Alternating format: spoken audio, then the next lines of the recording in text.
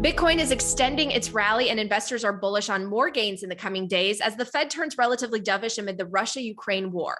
I'm Natalie Brunell for Bitcoin Magazine, and Wednesday morning we heard from Fed Chair Jerome Powell, who didn't spark any taper tantrums in the market. They actually walked back the planned 50 basis point rate hike to a quarter percentage point, and Powell said they have to remain nimble.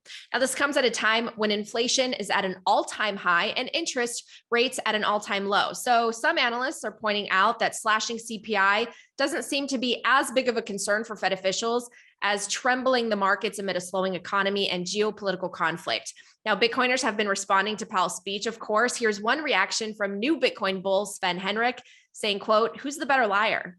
And that's not the intention of here. We're about to start shrinking the balance sheet, and we will return the balance sheet to, a size relative to our economy that it was before. So I think we would like to bring the balance sheet back to something consistent with where it was before the crisis. One interesting thing of note is that Powell also stated that it's possible to have more than one reserve currency. Marty Bent tweeted my thoughts on this, saying, quote, "This may be the most significant statement a Fed chairman has ever made."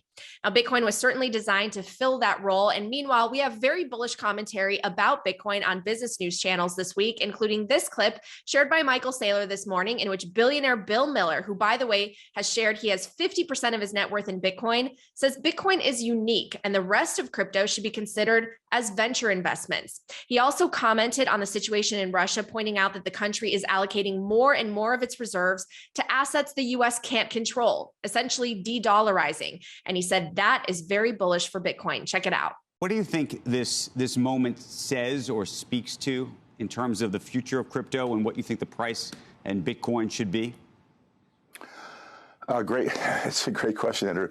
I think that basically, if you look at Russia right now, Russia has 16% of their $640 billion of reserves in dollars.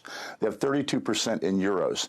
So they have almost 50% of their reserves in currencies that are controlled by people who want to do them harm. Now, I think we should do them harm. But the point is, from Russia's point of view, that's not a great position to be in. They have 22% in gold, and that's the only part of their reserves which other countries can't control.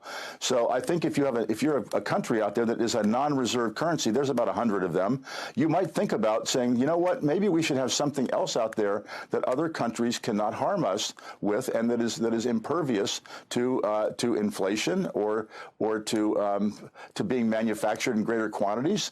And so I think it's very bullish for Bitcoin particularly. The rest of crypto is different.